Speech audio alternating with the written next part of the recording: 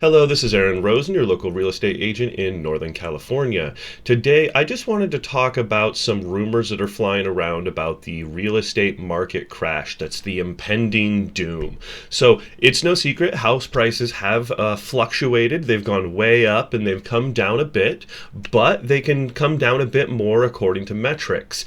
But I just saw something here that it kind of made me laugh, to be honest. It said 80 to 90% price crash expected. And this is by Peter Schiff, who I know for a while, and he makes pretty outlandish predictions. He is not a real estate expert, and he raves about the death of the dollar and all these kinds of things. That's his shtick. And so I'm actually just a little surprised that somebody made this and that he's getting so many views for it. So I just wanted to go over some realistic means of what actually could happen in the real estate market.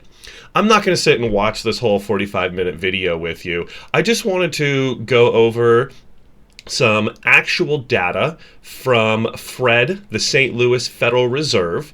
And what this is this is all transactions house price index for California.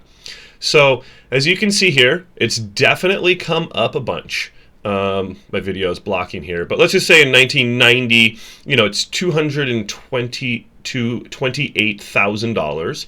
And then during the 2008 financial crisis, the peak and run up to there before was $646,000 down to $382,000. So I'm just going to call that a 50% drop. And I just wanted to go over a few kind of key areas here. And you can see that this was the bubble, right? It came all the way up and then it shot all the way down. And this right here has been the most recent bubble since COVID. So prices, I did not get that on the side here. So let's just redo this so I can show you the prices here. Okay, so these prices, where is this? Okay. So these prices are down. It was about $700,000 for the average house at the beginning of COVID, and now we're up to about $950,000. So, here it did this giant bubble and then it came crashing all the way down, which took 18 months. Here we had a little bit of a crash and then house prices just continued to surge. This is actually mostly picked up by the luxury market, oddly enough. But when we're talking about a housing crisis, let me move this just over here a little bit, we can see that we can come all the way down to these levels right here. And that's going to be more like back to $700,000. So, are we going to have an 80 to 90% reduction in prices? No. If we're going to have an 80 to 90% reduction in prices, that's from 900 all the way down to here.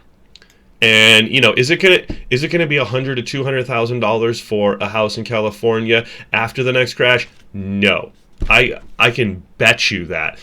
So even if we come back and we look and we say that the prices have been on kind of this level of a trend, just kind of going up steadily. You can see here that there's a huge price increase there and then it kind of drops off. But the point is that, yes, for this latest bubble, we could come down to around $700,000 for a house.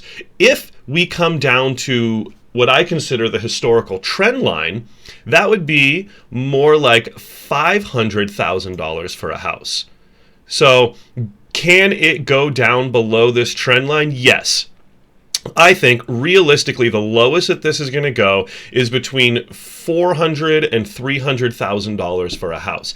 That's an extreme scenario if there's another big event and there's a huge correction that goes below the mean. So here's what it is.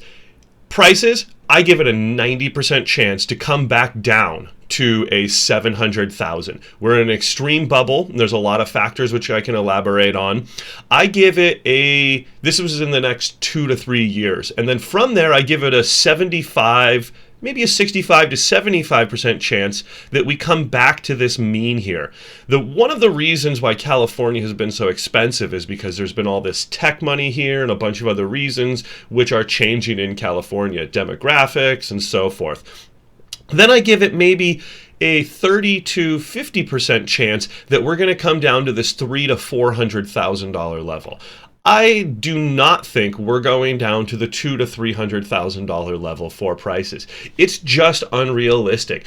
If houses go down that far, everybody will be liquidating every other asset they own to buy houses at that level. So I just wanted to put some perspective on these claims that, the housing price could go down 80 to 90%.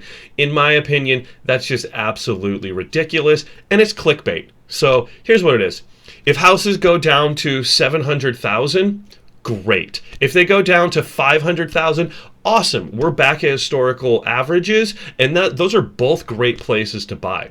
And by the way, a lot of houses have come down that much already. I just did a video about a house in Ukiah that was originally listed for $860,000 and is now currently listed for $550,000. Could that house go down to $300,000? Yes, but realistically, that house has already done the price correction that I think is most appropriate for this market. So be careful of the doom and gloomers. Everybody needs a place to stay.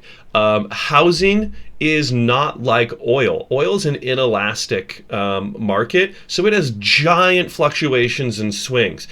People do things to offset the price of houses. They get roommates, they move in with their parents, they get married. There's a bunch of different reasons why the housing market won't crash 80 to 90%. If you're interested in a longer video below, comment and ask for it, and I will go into detail about exactly how to calculate where the housing price is going. This is just to dispel a couple of myths that are absolutely silly.